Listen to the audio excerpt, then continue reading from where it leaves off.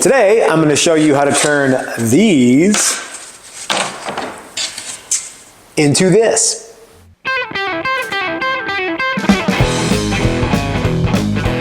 Hey everybody, this is Matt and we're at Texas Toast Guitars. Thanks for watching. You know, we do a lot of woodwork here in the shop, and something that, well, I kind of gloss over a lot of things because I'm not 100% sure that you guys don't already know all this stuff. But I also think that there might be some people who say, how do I do that? Or how does Matt do it? I want to watch and see what he does.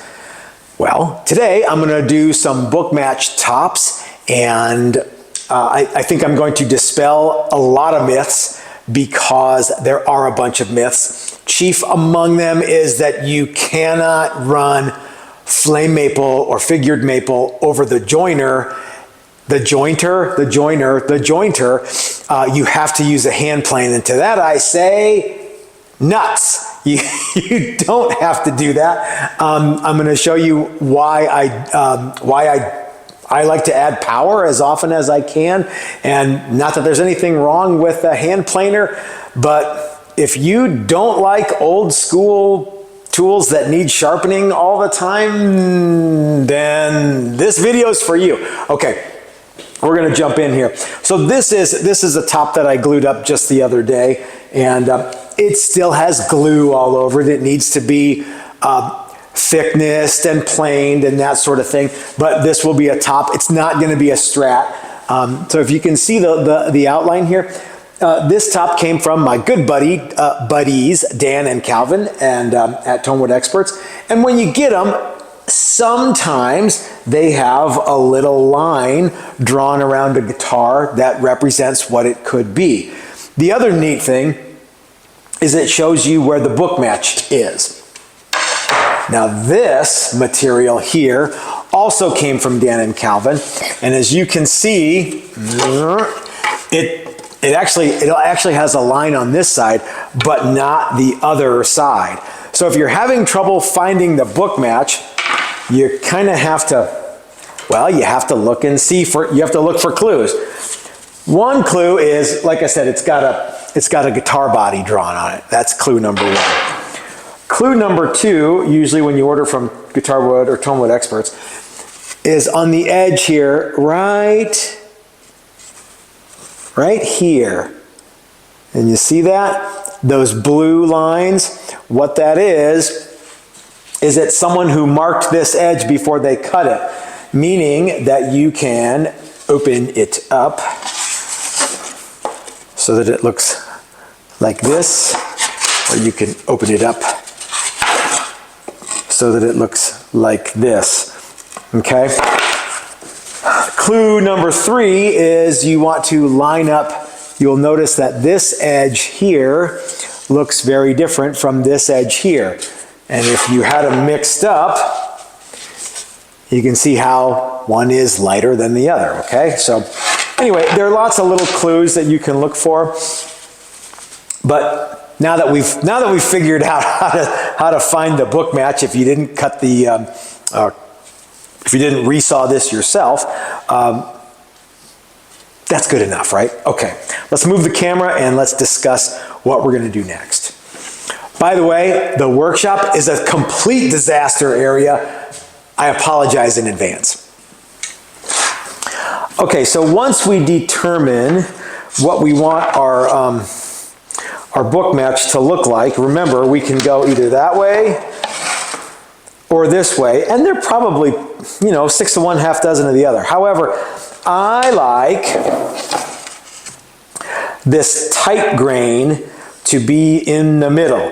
But you can see we've got a bunch of gaps right here. So what I want to do is I want to close this up, okay? And I want to cut a straight line. That's not going to work. I want to trim a straight line down both pieces and maximize my the amount of wood that I got without trying to chase all this with a tool. So what I like to do is, like I say, draw a little line, and then I'll tape the boards together, and then I'll cut it all at once, and then that will make the joining process a lot easier. Okay.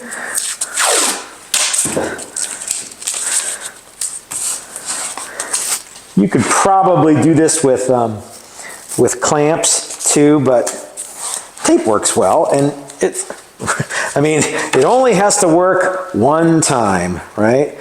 And then the tape will come off, and we've done this in videos before.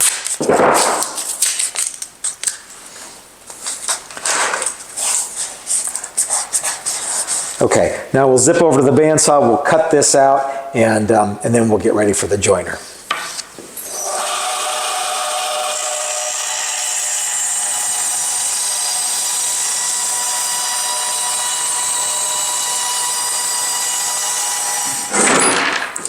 Okay, now obviously it's not done yet, but it's closer than it was. So when we open it up, we don't have a huge amount of gap in between the two. We have just slightly less gap. Okay, so we're gonna go ahead and put some marks here. And the reason I want to mark this is so that when I run it through my joiner, I can keep both faces going the same direction. Okay? It's easier for me to just do it and show you than it is for my tiny little brain to attempt to describe it to you. Okay, my joiner has these helical teeth. Okay, I say helical because they're not straight across, they're actually going in a helix pattern, and there's individual cutting heads that can be rotated and to ensure that I always have a nice sharp bit. I'm not going to say that you have to have this if you're going to use power tools, the power joiner, to join flame maple tops, but it doesn't hurt. Okay, the other thing we're going to do is we're going to go through nice and slow. We're not just going to jam these guys through there. We're going to ease them through nice and easy. Let me show you what I'm talking about. I'm going to keep the lines that I drew on the face facing me. And I want to make sure that my workpiece is tight up against my fence and that my fence is 90 degrees to my cutter head.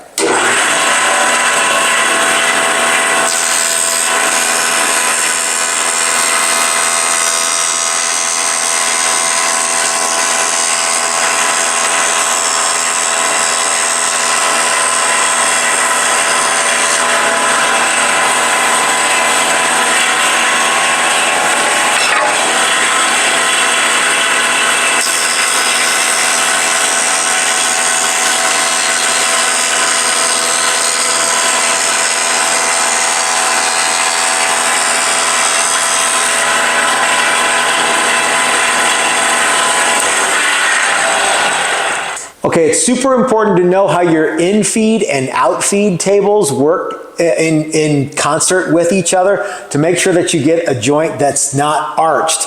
You want the joint to be straight. I vaguely remember Mr. Jones in 8th grade shop telling us that what you really want is a light gap in the middle when you're joining. Mr. Jones, with all due respect, I think that's bullcorn. What I want to look for is light tight. That is to say, if I hold the wood up to the light and put the joint together, I don't want to see any light through there. Okay? And this joint is ready to glue. I still think one of the best tools for gluing tops together is this Maximum Guitar Works drop top gluing jig. And I've glued a blue million, okay, maybe not a blue million, but I've glued a whole lot of tops together with this rig that Steve made me. I'm not 100% sure he still offers it, but if you want one, see if you can get him to make you one, okay? All right, we're just going to line these little concentric cams up. Are they concentric or eccentric? I don't know. Okay, and then as you start twisting these cams, they will press the wood together, and you'll get a perfect glue joint. Okay, but before we do that, come on, cam. I like to put this little piece of plastic underneath, and we'll get some glue here. Hope that you guys can see all this stuff. Okay, we're just going to run a little bead of glue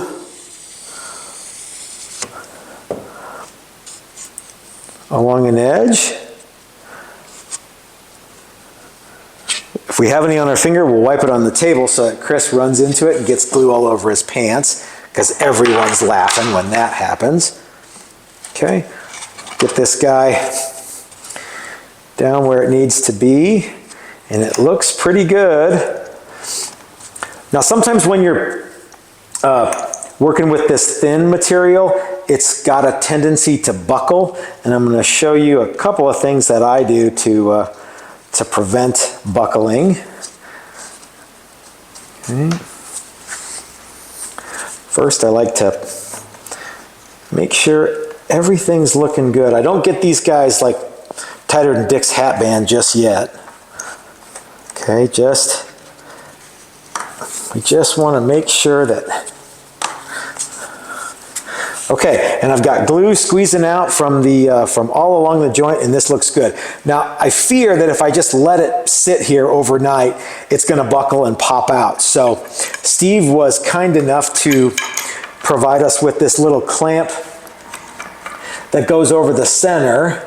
So we're going to put that on, and then because it's really dry here in Colorado, I'm going to hedge my bets and put some of these deep throat clamps on the edge of the wood. And I'm not going to tighten them down so much that stuff still doesn't move around. You know, if you can imagine what I'm talking about there. I just want to. All they want to do is just keep the wood from buckling. Okay.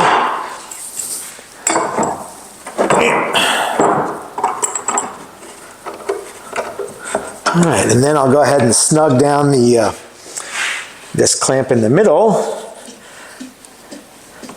and it'll be good.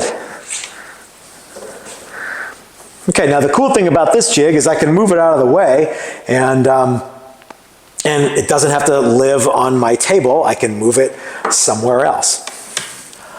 All right, let's say you don't have Steve's swanky top clamping jig thing, but you have some pipe clamps like these because you went to Home Depot and they had pipe clamps. Well, you can do the same thing there, just using a slightly different method. So I've already run these through the joiner, and they are in fact light tight, and they look really good. So let's we'll put a little bead of glue down one side. Someone asked me once, hey, do you put glue on both sides? And I'm like, well, no.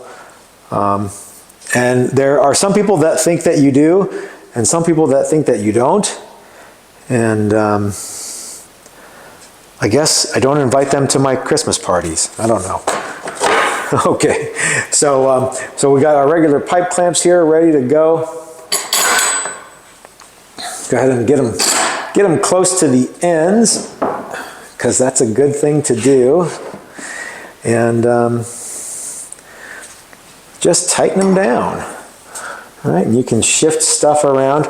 I don't put salt in glue joints because I used it all on my fries. I like to put one clamp in the middle to kind of buffer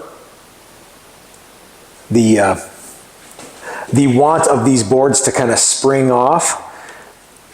And you can put some clamps on on the wood and the pipe if you want to kind of prevent things from, like I say, from buckling a little bit. Okay, so exactly the same way that we use the clamps on the on Steve's jig, we're going to clamp. We're going to clamp the wood to the clamps. Okay, and hopefully that'll keep it from shimmy, shimmy, shaking.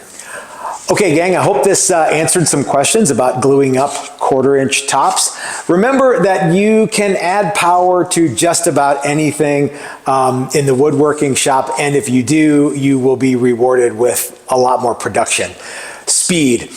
Now, I'm not saying that the old school hand jobs don't work well, because they do, but man, the modern stuff just works so much better. The joiner is a superior tool to the hand plane. You hear that? That is all of Ben Crow's legions telling me how stupid I am. But the simple fact of the matter is that, you know, it doesn't really matter how you get it done as long as you get it done.